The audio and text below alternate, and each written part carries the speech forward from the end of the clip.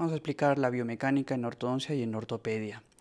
Es básica la biomecánica porque de hecho cualquier técnica que se emplee en la ortodoncia y en la ortopedia necesita un modo de cómo actúan los materiales odontológicos en el organismo.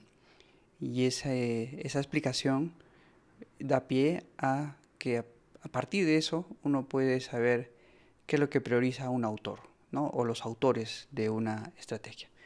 Bueno, y para ello quería comenzar con este gráfico que me parece fundamental para entender un poquito la biomecánica. En esta radiografía, en una dentición mixta, vemos que podemos analizar desde muchos puntos de vista, pero quería centrarme en la biomecánica. Acá vemos que en una pieza de recambio lo que nos interesa es, en las piezas de recambio nos interesa ver cuando las piezas permanentes pueden causar o no problemas en la oclusión. Y acá el que vemos que va a causar problemas es esta pieza 2.6. Si se dan cuenta, esta pieza 2.6 está ligeramente inclinada hacia mesial y está evitando que erupcione las piezas que vienen después.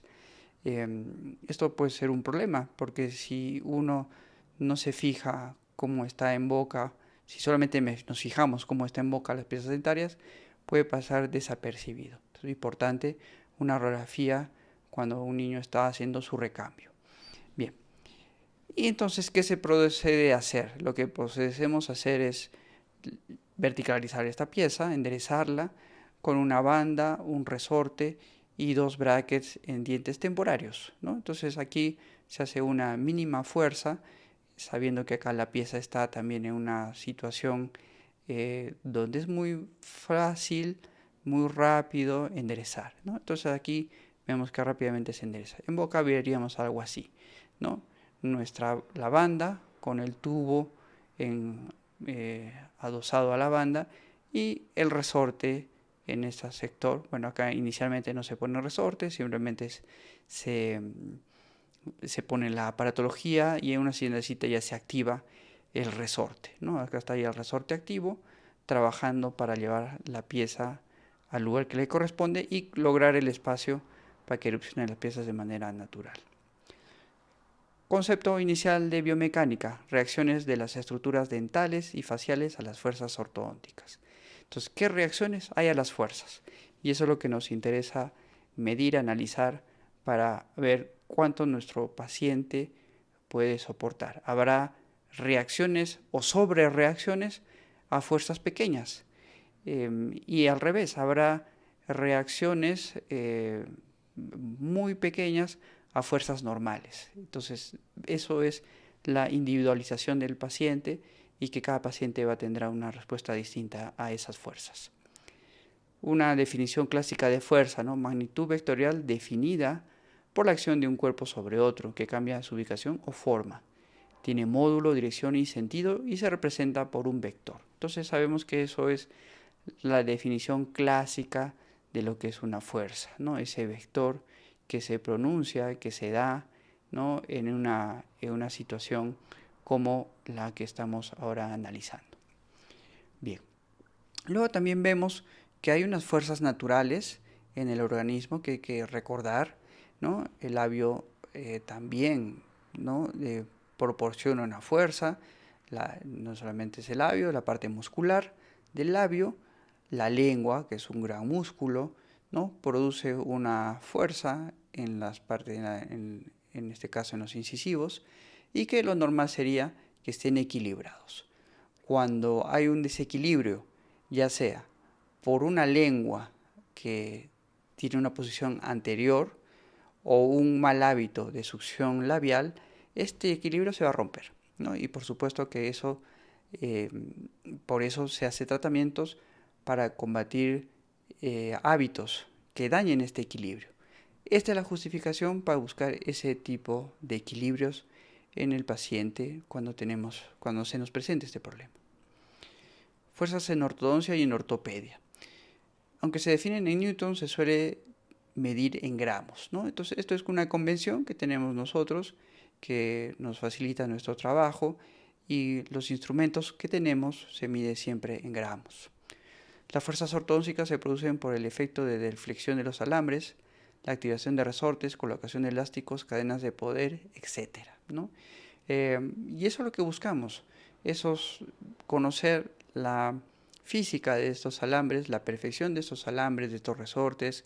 Las marcas también tienen que influir, no es lo mismo una marca certificada, una que no tenga una certificación conocida y que pueda alterar, ¿no?, nuestro tratamiento, o alterarlo o hacer que sea poco eficaz, ¿no?, que es sobre todo lo que sucede.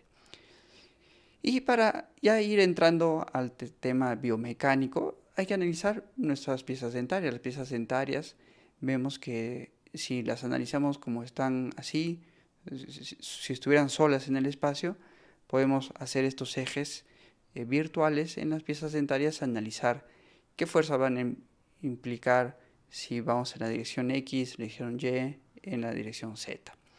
Pero sabemos que los dientes no tienen esta posición sola, ¿no?, en el espacio. Tienen una estructura ósea, ¿no?, evidentemente, que también hace que estas direcciones de las fuerzas cambien, se modifiquen. Y que esto es lo que hay que conocer para procurar que los tratamientos tengan una eficacia. Bien, entonces las fuerzas se transmiten teniendo en consideración este tipo de ejes. Ahí están los ejes, digamos, aislados, ¿no?, sin ninguna parte dentaria, y es una ayuda que permite el tratamiento. ¿Qué fuerza estamos empleando? ¿Más distal, más mesial? ¿Estamos intruyendo, estamos extruyendo? ¿Qué es lo que hacemos? Y eso se refleja en estos ejes. Y para esto tenemos que analizar los tipos de fuerzas terapéuticas que tenemos, que usamos en nuestro tratamiento. Hay fuerzas constantes, hay fuerzas intermitentes y hay fuerzas interrumpidas.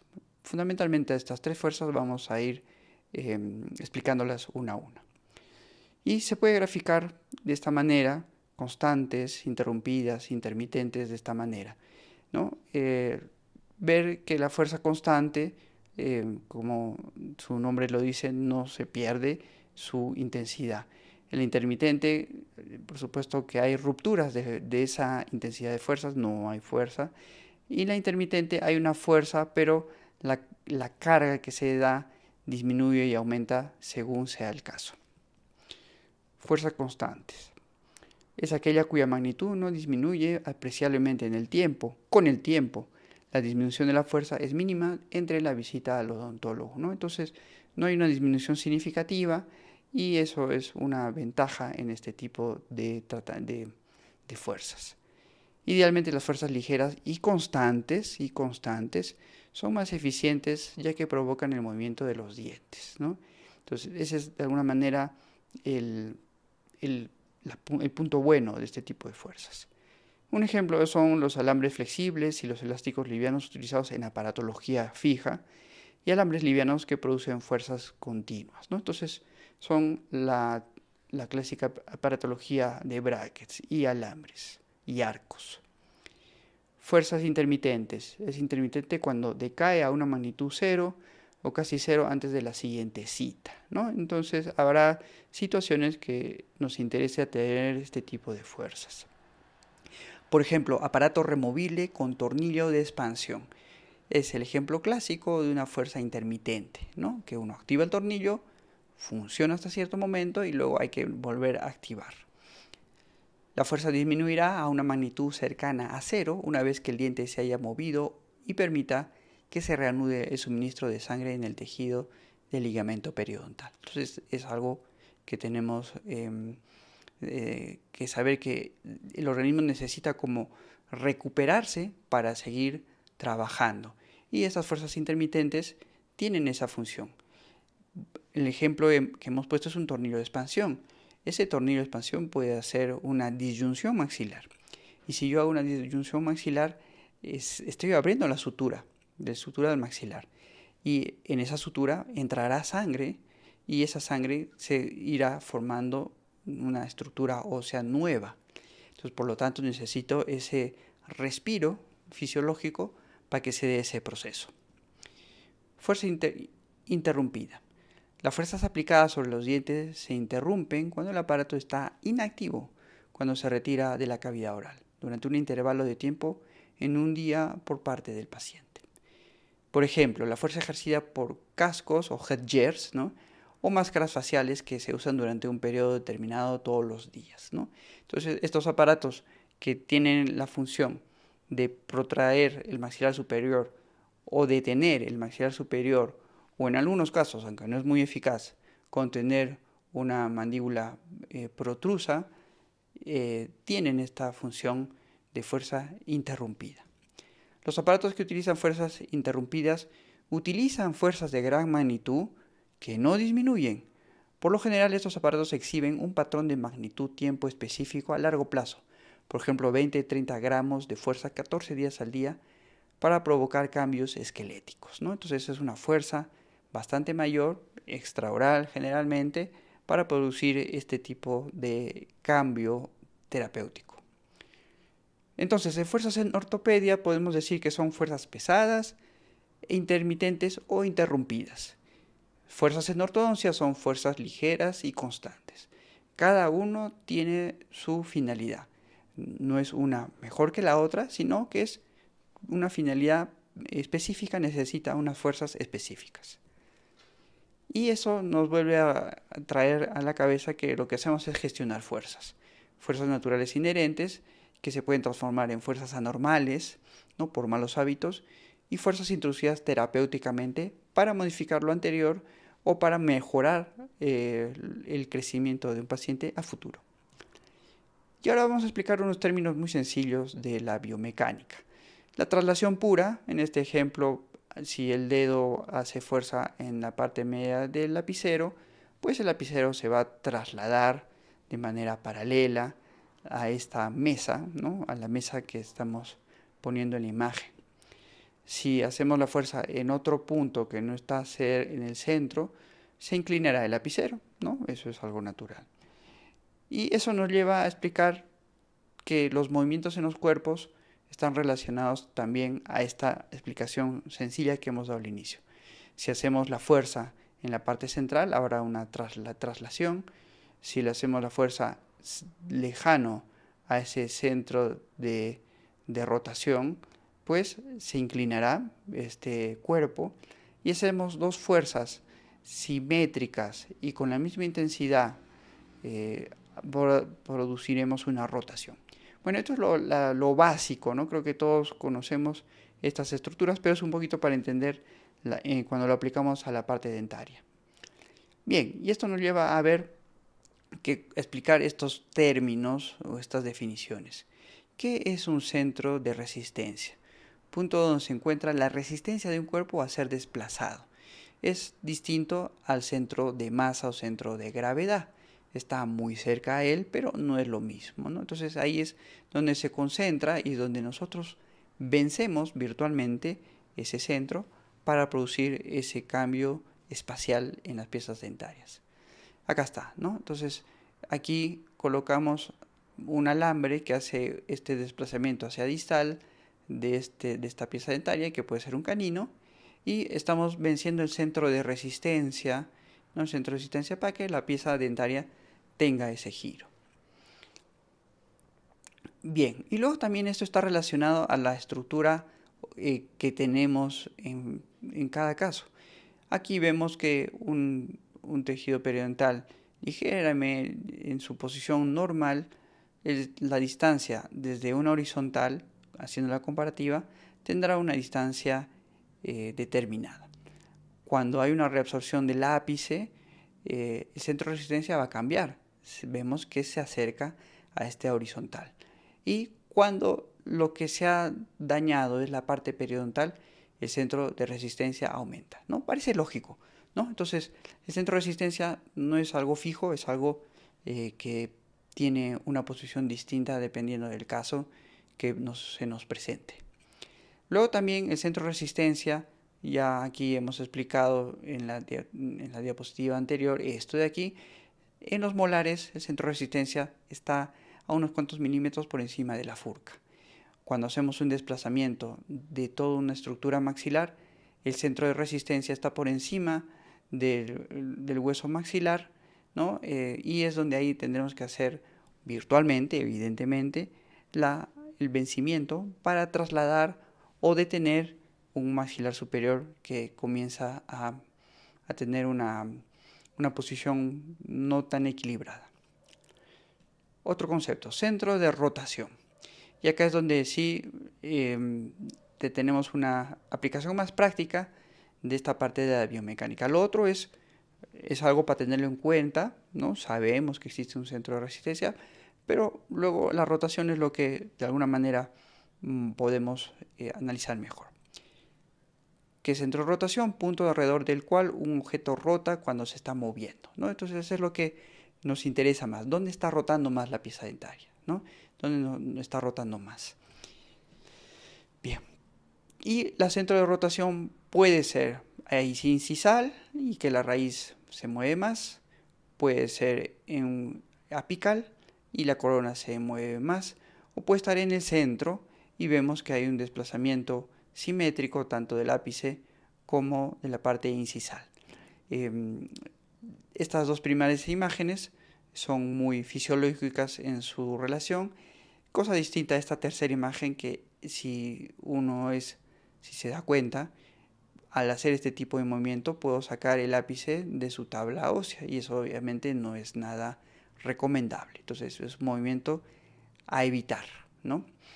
Bien, luego también centro de rotación puede ser virtual, ¿no? En el sentido cuando estamos desplazando todo un bloque dentario, ya sea una cirugía, ¿no? O cuando es parte de el tratamiento clásico de hacer extracciones de premolares y retraer los incisivos con el canino, puede darse esa posición, ¿no? Este cambio de esta centro de rotación virtual en un bloque de dientes.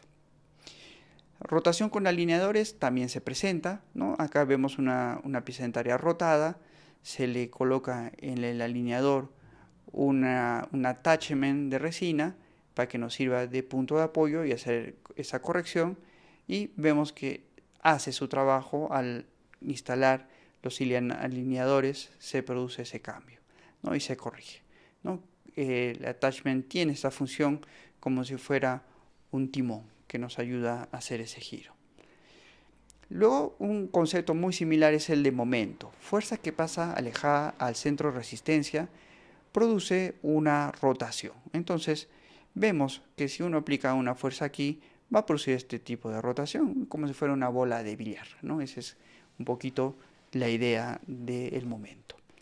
Bien, al colocar un bracket y poner un alambre en cierta zona, vamos a producir este tipo de movimiento, ese giro, ¿no? en una pieza dentaria. ¿Qué es la cupla? Es una forma de momento creado por un par de fuerzas que tienen igual magnitud, pero en sentido contrario o en sentido de direcciones contrarias. Entonces hacemos una fuerza, en este caso por vestibular y por palatino, para hacer que esa pieza rote, ¿no? En el sentido que uno desea corregirlo. Cupla con alineadores y attachment también sigue el mismo principio, ¿no? Ponemos unos attachment en vestibular y en palatino y hacemos con los alineadores que hagan una fuerza en esas zonas, ¿no? Que acá en este caso están pintadas de rojo, si se dan cuenta, y hace ese movimiento. Bien, aquí está colocado los alineadores con los attachments y unas ligas que hacen la fuerza y hacen que se dé esa cupla. También esos attaches producen cupla cuando queremos verticalizar una pieza dentaria y vemos que aquí se activa en un lado y en el otro la fuerza para producir ese tipo de cambio. Tipo de movimientos en los dientes. Ahora esto es lo que nos toca ver. Entonces, ya con lo anterior vemos que tenemos un momento de inclinación, si se da en un punto la fuerza, una traslación cuando tenemos una mayor capacidad de agarre en la pieza dentaria, ya sea con alineadores o con brackets, y trasladamos la pieza, o la rotación que hemos explicado en breves en las anteriores diapositivas. Bien, centros de rotaciones son distintos dependiendo dónde uno hace la fuerza y qué elemento está utilizando para producir ese tipo de cambios. Inclinación poco controlada, o como dicen muchos autores, incontrolada. Es cuando el centro de rotación estaría situado más o menos incisal al ápice de la pieza y por lo tanto el ápice se moverá en dirección contraria a la corona, ¿no? Entonces, ese tipo de movimiento donde la corona es la que manda, ¿no? Y la raíz es como que no tiene mayor control. Por eso decimos que ese tipo de movimiento incontrolado o poco controlado. Fundamentalmente este tipo de movimientos son los movimientos más sencillos, se da sobre todo en el tratamiento de un tratamiento de ortodoncia, también cuando usa unos aparatos removibles con un arco vestibular que produce ese movimiento que muchas veces será beneficioso en nuestro caso, pero que podemos controlarlo hasta cierto punto con un resorte por palatino, ¿no? Y podemos hacer que la fuerza disminuya o aumente dependiendo del caso. Inclinación controlada es cuando el centro de rotación está en el ápice y eso lo vamos a lograr sobre todo con una aparatología fija donde el bracket tiene una información en su ranura, en su slot, ¿no? Para poder producir ese tipo de inclinación. Movimiento radicular es cuando el centro de rotación estaría situado en el borde incisal, la raíz se mueve a una mayor distancia que la corona, ¿no? Entonces también ahí podemos tener una capacidad de movimiento que nos interesa tener y que queremos controlar hasta cierto punto. Bien, movimiento dentario, bien, acá está el resumen de todo esto. Esto es gracias al doctor Burston, ¿no? Hizo todo este estudio, toda esta manera de denominar estos movimientos que han servido para hacer los estudios biomecánicos y que ha beneficiado a la odontología, a la ortodoncia. El movimiento poco controlado tiene esta situación. Hay zonas de presión, de otros sitios también de estiramiento, que va a producir una remodelación ósea en el ápice y en la zona vestibular. Entonces, el movimiento poco controlado o incontrolado es un movimiento que tenemos que hacer que sea lo menos posible para no dañar, obviamente, y que no haya retracciones gingivales, ¿no? Dañando al paciente. Bien, movimiento con inclinación controlada. Antiguamente se usaba, se ponía bandas a todos los dientes y encima una ranura. Ya se han mejorado los brackets y por supuesto ya esa manera de trabajar ha cambiado, pero la lógica de la inclinación controlada es la misma. Y en los aparatos removibles podemos ver que los movimientos que se hacen es de inclinación, de rotación y intrusión. Eso es lo que más o menos podemos hacer. En la ortodoncia fija y alineadores, ¿qué es lo que tenemos? Mucha mayor versatilidad de movimientos, movimiento en masa, extrusión, intrusión. Tenemos muchas más cosas. Inicialmente los alineadores solamente inclinaban las piezas, pero se ha avanzado en todos estos años, ya más de 25 años, en el desarrollo de los alineadores y ha habido una mejora sustancial en este tipo de tratamientos. Bien, y acá gráficamente, ¿qué es lo que hace un bracket y un alambre? Hace como estos brazos, ¿no? Como si fuera una palanca, ¿no? O una abrazadera de puerta y que va a hacer esa maniobra en las piezas dentarias. Y esa es la información que tiene el bracket y que el alambre activa a ese bracket para hacer el movimiento. Cuando se llena la ranura o el slot del bracket con el alambre, la prescripción del tipo de bracket se transmite a los dientes, ¿no? Y acá entra el término prescripción de los brackets. Cada bracket tiene una información que va a variar, depende del investigador o de la marca que tiene, ¿no? Y que está graficado sobre todo en el tipo de angulación que tiene el bracket, ¿no? La profundidad que tiene esta ranura, si es más ancha, más delgada. Bien, esa información es la que cada prescripción tiene. La prescripción más famosa, la de Roth, la prescripción inicial es la de Andrews, ¿no? Y luego hay otro tipo de prescripciones de Capelosa. Bien, hay muchas, ¿no? Pero lo importante es que es una información que se transmite a través de toda esta aparatología. Bien, ahí vemos el trabajo que hace un bracket con la pieza dentaria. Es muy similar a lo que puede hacer unos alineadores con unos attachments, ¿no? La férula del alineador hace presión en unas zonas claves del attachment, de estos bloquecitos de resina que se pega a las piezas dentarias y transmiten la fuerza. Uso de mini tornillo de tornillos y en biomecánica, ¿no? Son una ayuda y no un reemplazo. Y eso es lo que tenemos que como que recordar. Y los mini tornillos no se usa solito ellos al bracket, ¿sí? Sino que necesitamos estos hooks, ¿no? Que permiten dar esa versatilidad del movimiento. Ahora vamos a explicar este tipo de movimientos.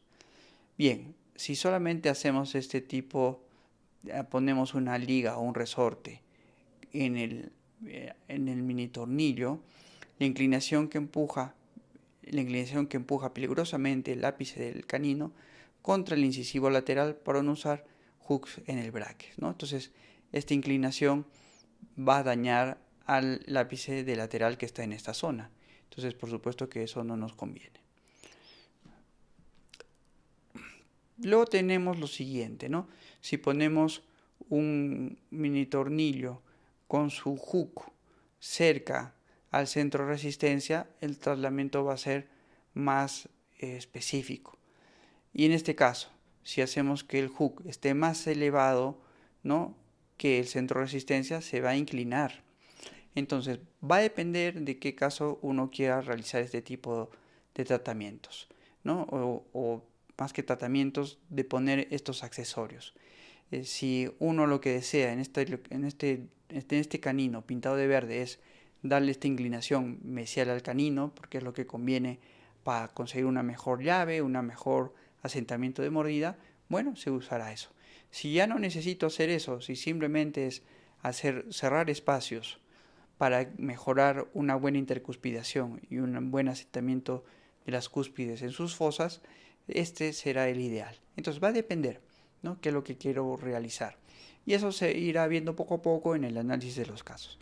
Pero bien, lo que quiero acá resaltar es que esa biomecánica está muy relacionado a cómo yo puedo terminar el caso y cómo puede influir en mi tratamiento si solamente utilizo los mini tornillos.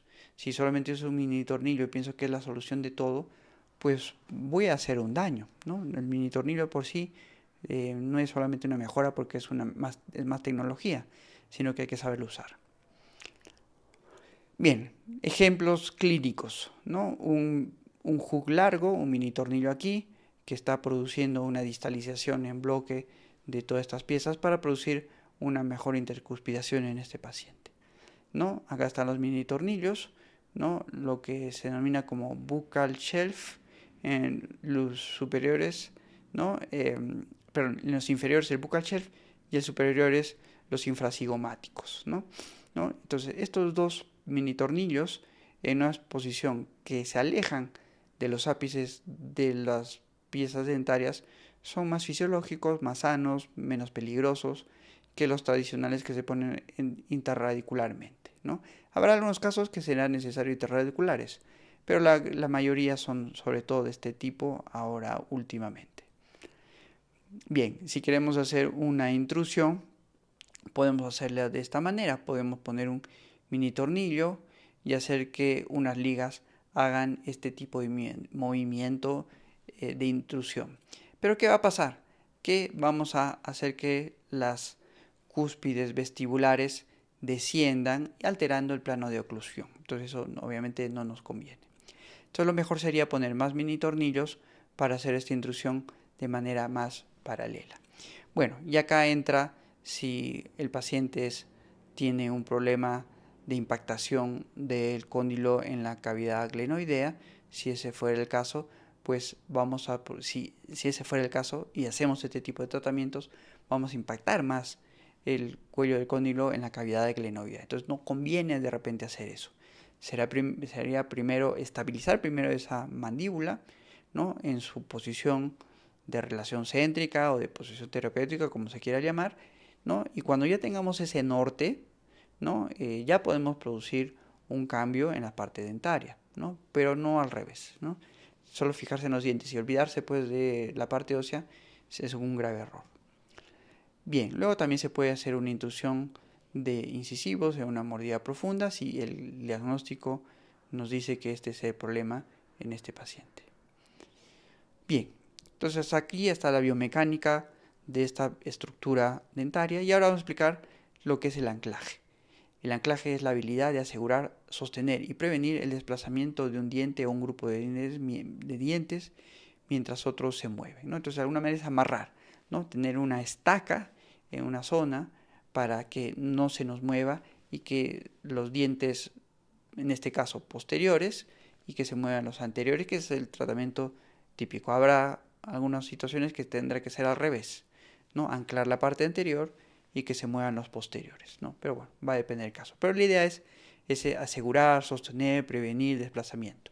Un desplazamiento no deseado. Habrá situaciones que para nosotros nos importa que haya pérdida de anclaje y eso se refiere a cuando quiero que el sector anterior y el sector posterior se junten, ¿no? Entonces eso probablemente pueda ser en algunas situaciones específicas. Luego también podemos entender el anclaje en un aparato removible. Si yo, por ejemplo, aquí quiero distalizar estas piezas o llevarlas hacia vestibular, por ejemplo, ¿no? Una mordida cruzada. Esta zona hemos identificado que es la que está cruzada, está atrésica. Entonces lo que yo voy a hacer con un aparato removible, poniendo un tornillo, aquí este es un tornillo, lo llevo hacia aquí. Y esto me sirve de anclaje. Yo puedo poner acá un arco vestibular, más ganchos Adams, no lo sé, y acá simplemente un empuje sin ningún tipo de traba por vestibular y llevo esas piezas a su lugar. Eso también es un anclaje.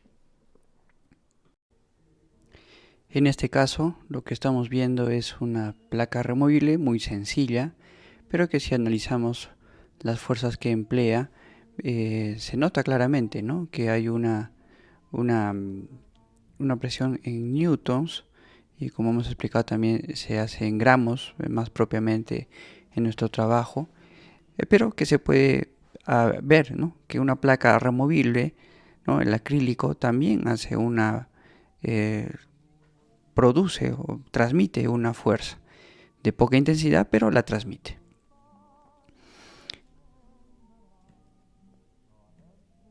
Criterios para la aplicación de un sistema de fuerzas en ortodoncia. Implementar un anclaje adecuado. Por supuesto, ver anclajes y anclajes. En algunos momentos será una placa removible, ¿no? Como hemos mostrado aquí.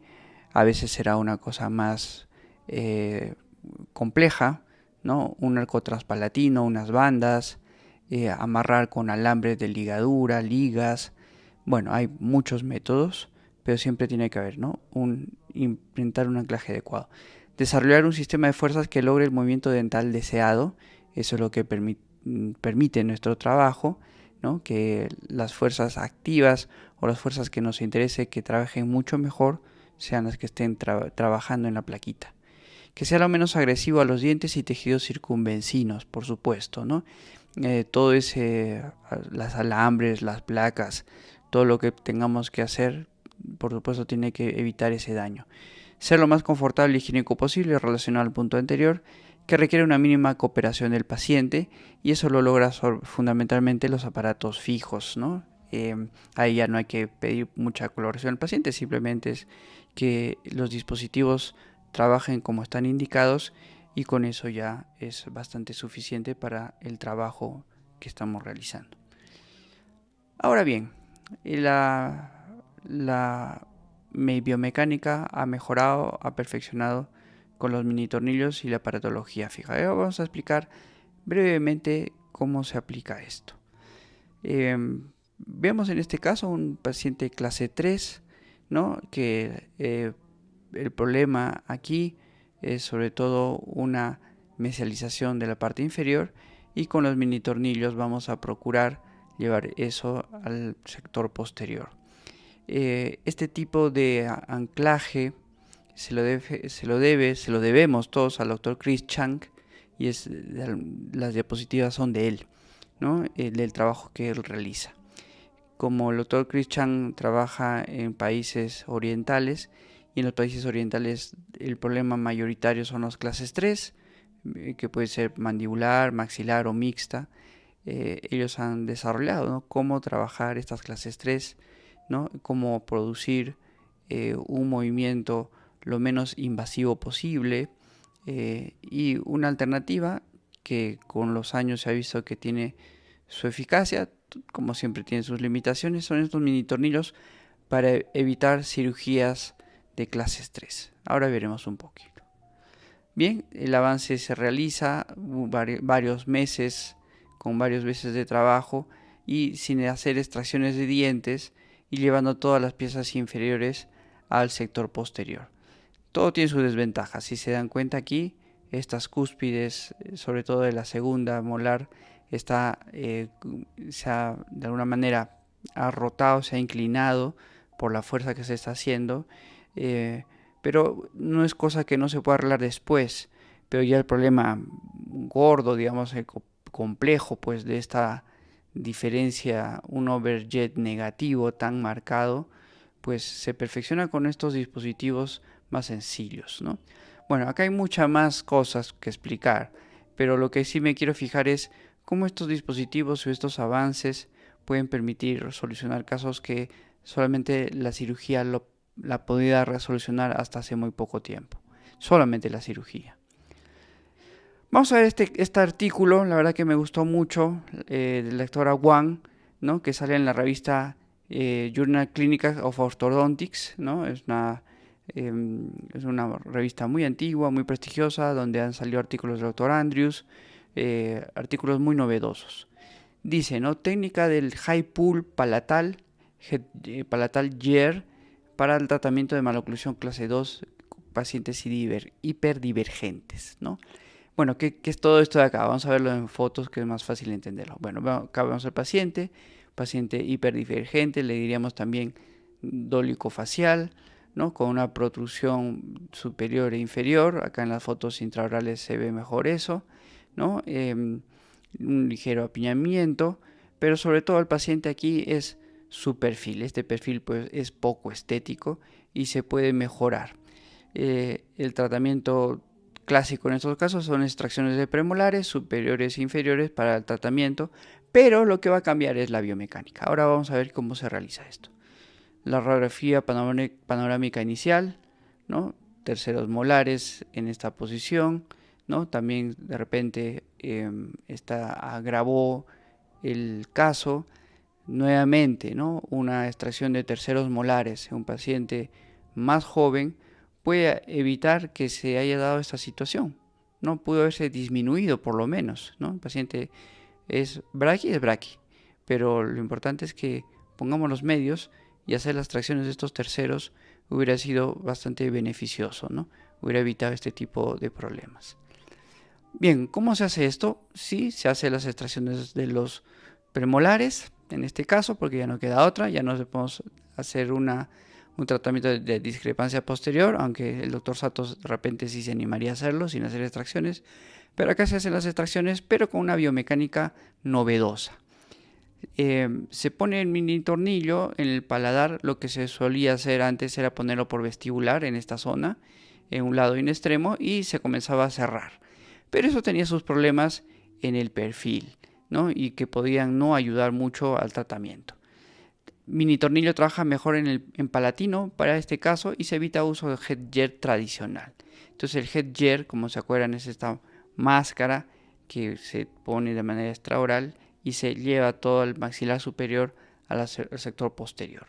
Bien, pues con este caso, ya un paciente que ya pasó la dentición mixta, ¿no?, es un paciente joven, ¿no?, con dentición permanente. Lo importante es realizar un tratamiento que nos ayude también a corregir el perfil. Bueno, y la mejor biomecánica después de los estudios que se han realizado es en palatino, llevar las piezas, todo el sector anterior hacia distal, teniendo esta posición. Y se va a ver que tiene unas ventajas interesantes, ¿no?, desde el punto de vista biomecánico, también clínico. Se hace la distalización, se va haciendo el tratamiento tradicional de la ortodoncia, brackets, pero con un tornillo en el paladar, ¿no? Acá está el tornillo instalado, ya se va cerrando los espacios y la manera de acomodarse de las piezas dentarias es mucho más armónica, más equilibrada, que solamente hacer una extracción de premolares y poner mini tornillo en palatino, ¿no? Eso produce también una alteración de la posición de los incisivos, ¿no? En este sector anterior, que también no es muy beneficioso. Bueno, acá vemos la diferencia del perfil. Se ha hecho extracciones, por supuesto, se ha mejorado ese perfil, pero con una biomecánica diferente, ¿no? Que mejora el perfil, que mejora y hace que el tratamiento tenga una disposición distinta, ¿no? Acá este paciente tenía sonrisa gingival, se disminuye la sonrisa gingival, se mejora este perfil y por supuesto, ¿no? Es un cambio bastante llamativo, ¿no? Bien, entonces aquí nuevamente, ¿no? Cómo vino el paciente, acá se retira el mini tornillo, ¿no? Y cómo van cerrando las piezas con un buen engranaje, ¿no? Que eso es lo que importa en este caso, ¿no? Superior, inferior. Bueno, muy bien, entonces la biomecánica es algo que se perfecciona y con los mini tornillos es un gran avance también. Alineadores y iatrogenias. El mensaje siempre es el mismo, no importa tanto la tecnología que usemos, sino cómo lo usemos. Y si realmente uno no lo sabe usar, por más software o últimos tratamientos, también se puede producir iatrogenias. Vamos a ver un ejemplo que nos da el doctor también Chris Chang, ¿no? Que usa muchos alineadores, por supuesto, y también mini tornillos. Vemos a este paciente, ¿no? Que se le va programando en el software de alineadores cómo se va a realizar el movimiento, en donde se van a poner los attachments para hacer la fuerza en las piezas dentarias, y por supuesto que también sirve mucho tener las tomografías a la mano cuando se hace este tipo de tratamientos, ¿no? La tomografía, nuevamente con el principio ALADA, ya se justifica. Ahora vamos a ver por qué se justifica usar este tipo de métodos diagnósticos. Bueno, este es el paciente. Vemos que tiene unas tablas vestibulares y palatinas delgadas, superior e inferior, y que tiene una mordida abierta. Paciente con mordida abierta. Bien, la idea es cerrar la mordida abierta, se hace una ligera extrusión de las piezas dentarias, se mejora, ¿no? La mordida abierta, pero el overjet y overbite es muy pequeño, ¿no? Una mordida abierta es lo que podemos llegar a conseguir. Pero el software tiene unos estándares que a veces de repente no son compatibles con lo que clínicamente es aceptable. Entonces ahora veamos esto. Se logra mejorar el overjet y el overbite, pero miren cómo está el ápice y la tabla vestibular. Se han aproximado un montón, ¿no? Es decir, y acá también, ¿no? No tenemos la raíz en el centro del alveolo, de la parte alveolar, ¿no? Entonces acá se da una explicación muy interesante, ¿no? En este paciente se cumple un criterio de la oclusión, el overjet, overbite están adecuados. Pero acá, ¿qué diría un periodoncista? ¿No? Me has movido los dientes, estéticamente está bien, funcionalmente ha mejorado, pero a costa de hacer que el paciente sea más vulnerable en esta parte periodontal. Entonces, ahí está el reto, ¿no? Y demos el día. ¿Qué prefiero hacer? Dejar el paciente así, con un overjet overbite limitado, pero con una raíz que está dentro de las tablas vestibulares y que van a ser mucho más estables, ¿no? O esta otra situación, que sí tengo un mejor overjet overbite, pero mira cómo está la raíz, ¿no? Y aquí también, superior e inferior. No sabemos qué pueda pasar. Y evidentemente puede haber una retracción gingival y si es una parte anterior va a ser estéticamente bastante desagradable. Entonces no hay que jugarse con esto, ¿no? No hay que forzar más las cosas, no hay que ser más papistas que el Papa. Saber que las cosas tenemos limitaciones, no podemos hacer todo como dice la teoría. El software dice que la teoría es esto, sí, así, ¿no? Pero ¿y acá cómo queda esto, ¿no? Entonces, tener eso como un sentido común, ¿no? De las cosas, ¿no? No solamente que el software haga todo, mando a hacer las placas y yo tengo que tener saber cómo tiene mi paciente sus tablas óseas. Y la única manera, nuevamente, la única manera de hacer es con tomografías. No puedo saber de otra manera, no hay otra, no con una panorámica sencilla, por muy buena que sea, no me va a dar toda esa información.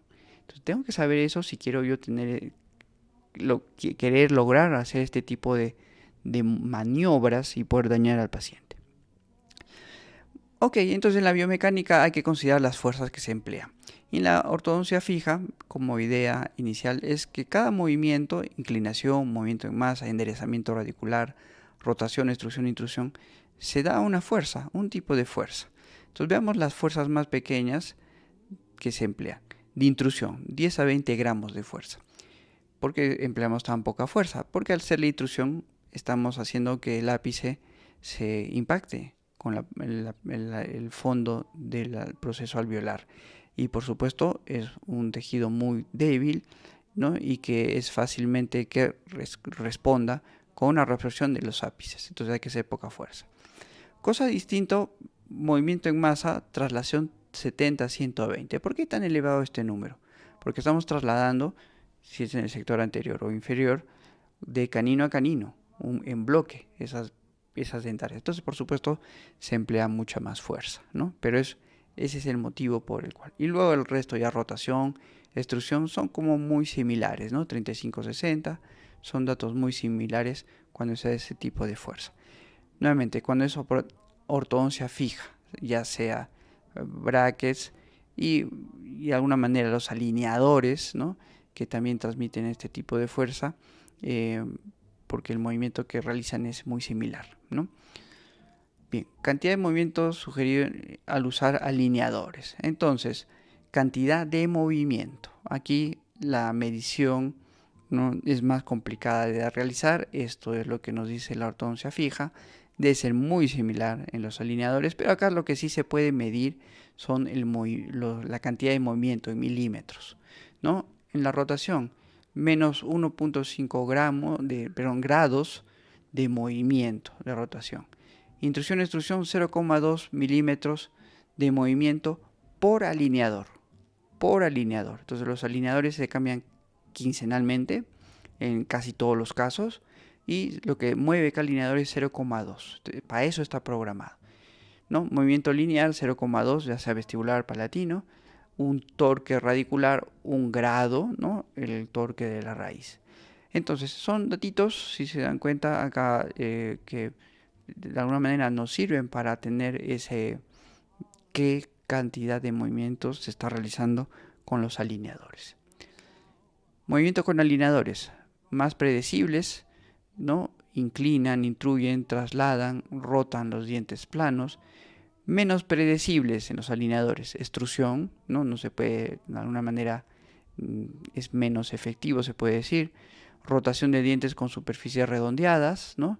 Los dientes redondeados tienen más problemas que los caninos. Y torques radiculares, ¿no? Son menos predecibles. Y para compensar esa menos predictibilidad, hay elementos auxiliares: attachment, levantes de mordida, barras de presión, rampas de oclusión, microimplantes, uso de gomas. Bien, entonces todo un arsenal para hacer el tratamiento. Y esto es lo que ha modificado y ha perfeccionado los alineadores. Inicialmente los alineadores hacían movimientos muy pequeños de los dientes. O sea, muchos años han estado así. Pero ya con el desarrollo de mejoras de estos elementos auxiliares, se ha visto que ha ido haciendo que sean muy similares, y en algunos artículos dicen que es mejores que los brackets, ¿no?, en el movimiento. Y ahora, al día de hoy, ya pueden hacer muchos tratamientos los alineadores. Los alineadores, sea la marca que sea, tienen esa capacidad de hacer estos movimientos de manera más rápida que los brackets. Eso por un lado. Y luego por el otro lado es ver que en un paciente en crecimiento, ponerle un alineador no es tan sensato, ¿no? Porque el paciente está desarrollando, un paciente de crecimiento está desarrollando su plano oclusal. y los alineadores cubren la parte oclusal. Entonces por ahí no es, desde el punto de vista anatológico no es lo mejor. Algunos lo harán, ¿no? De hecho se ofrece alineadores para niños, kits, ¿no? O sea, para poder tratar, pero no es lo mejor. Yo entiendo que a veces habrá cosas que si uno se pone a pensar que es lo mejor que tenga algo transparente o que tenga un alambre, bueno, por un tema psicológico puedo entenderlo, pero desde el punto de vista anatológico es algo distinto. Bien, el alambre en ortodoncia convencional con brackets traccionan, el alambre hace una tracción.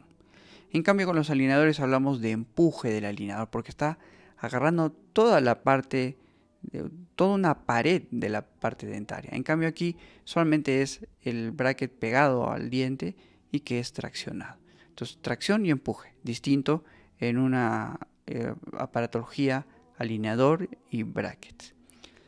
Comparación entre brackets y alineadores. La fuerza ejerce tracción sobre las piezas dentarias. El alineador ejerce empuje sobre las piezas dentarias. Empuje, tracción y empuje. Superficie de contacto limitada a la base de brackets, ¿no? Aquí superficie total de la corona, la corona clínica. Entonces tenemos más control, ¿no? Y eso hace que el tratamiento sea más rápido.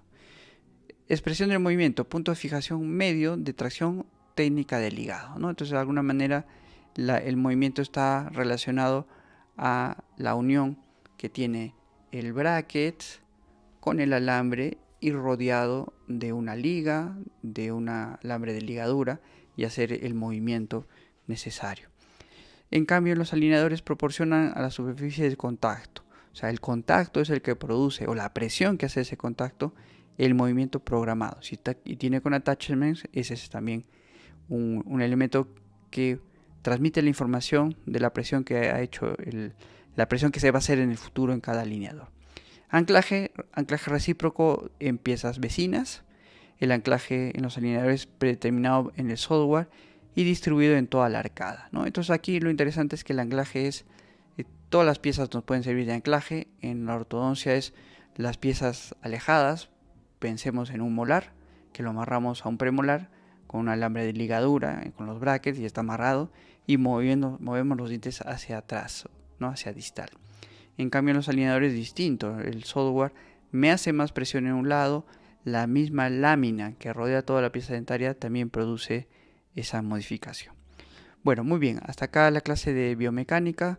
Estas diferenciaciones que hemos explicado, la capacidad de conocer la fuerza y la ventaja que tienen los alineadores también en nuestra biomecánica día a día.